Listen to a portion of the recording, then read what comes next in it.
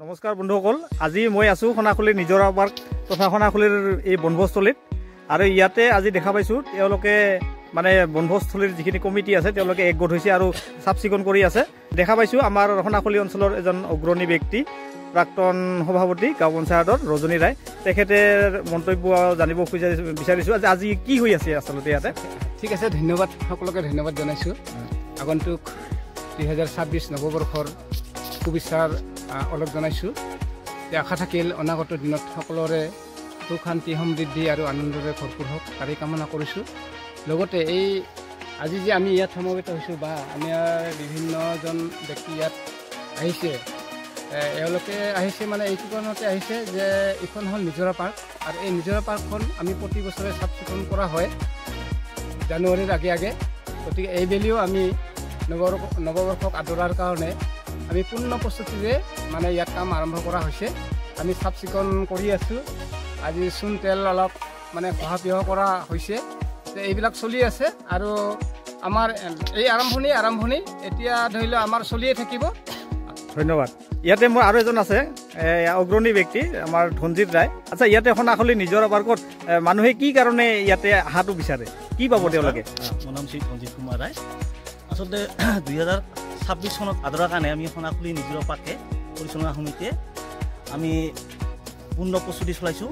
আৰু নৱবৰ্ষক আদৰি অনাৰ কাৰণে মানুহখিনিক এটা পৰিৱেশ দিয়াৰ কাৰণে, প্ৰাকৃতিক পৰিৱেশ এটা পোৱাৰ কাৰণে আমি ৰাইজক এটা মানে পৰিৱেশ দিয়াৰ কাৰণে আমি কিছু কাম কাজ আজি কৰিছোঁ। আৰু এই খনাখুলিৰ কিছু উঠি অহা যুৱকসকলেও আমাৰ মাজত আহিছে। আমাৰ মাজত এজন প্ৰাক্তন সেনা বিষয়াও আমাৰ মাজত আহি পাইছে। গতিকে এটা ধুনীয়া পৰিৱেশ হৈছে।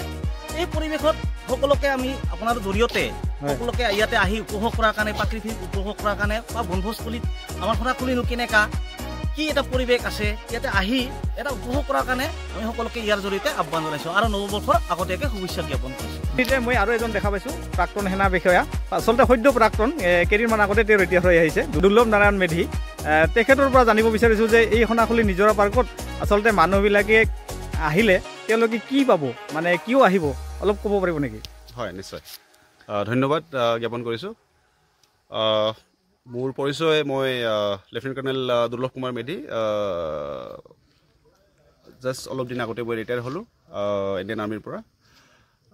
আজি আমি যে ইয়াত একত্ৰিত হৈছোঁ আমাৰ খনাখুলি নিজৰা পাৰ্কত। আমাৰ ইয়াত নিজৰা পাৰ্ক যদিও আমি নামটো ৰাখিছোঁ, বাট এইটোত আমি জেনেৰেলি নতুন বছৰৰ বা আৰু অইন যেতিয়া আমাৰ ফূৰ্তি কৰিব লাগে তেতিয়া আমাৰ মানুহখিনি, ওচৰ চুবুৰীয়া মানুহখিনি ইয়াত বনভোজৰ কাৰণে একত্ৰিত হয়। আৰু ভাল এটা ইয়াত মনোৰম দৃশ্য আছে আৰু এটা প্ৰাকৃতিক সৌন্দৰ্য আছে। আমি আমাৰ প্ৰত্যেকজন নাগৰিকে আমাৰ এটা দায়িত্ব, আমি আমাৰ পৰ্যাবৰণক আমি সংৰক্ষণ দিব লাগে আৰু ইয়াত এটা সুস্থ বাতাবৰণৰ আমি সৃষ্টি কৰিব পাৰিছোঁ। আৰু এই জেগাটো এনেকুৱা মনোৰম দৃষ্টি, এনেকুৱা প্ৰাকৃতিক সৌন্দৰ্যৰে ভৰপূৰ, চব আছে ইয়াতে। আমাৰ নিজৰা আছে, আমাৰ লগত সুন্দৰ লেক আছে, সুন্দৰ খেতি পথাৰ আছে, সুন্দৰ ধাননি পথাৰ আছে, সুন্দৰ গছ গছনিৰে আৱৰা পৰিপূৰ্ণ। আৰু ইয়াত কমিউনিকেশ্যনৰ কোনো অসুবিধা নাই। আমাৰ টুলিঙাৰ পৰা অকণমান সোমালেই আমাৰ এই স্থলটো আহি পায়হি।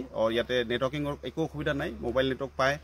আৰু পৰ্যাপ্ত পৰিমাণৰ আমাৰ ইয়াত জেগা আছে য'ত নেকি আমি নতুন বছৰৰ উপলক্ষে যেতিয়া কোনোবাই পিকনিকৰ কাৰণে বা তেনেকুৱা বনভোজ আয়োজনৰ স্থিতি কৰিব বিচাৰে তেতিয়াহ'লে ইয়াত সুন্দৰকৈ কৰিব পাৰি আৰু এই প্ৰাকৃতিক মনোৰম সৌন্দৰ্যটো এটা উপভোগ কৰিব পাৰিব। Thank you. হয়, ধন্যবাদ জনাইছোঁ।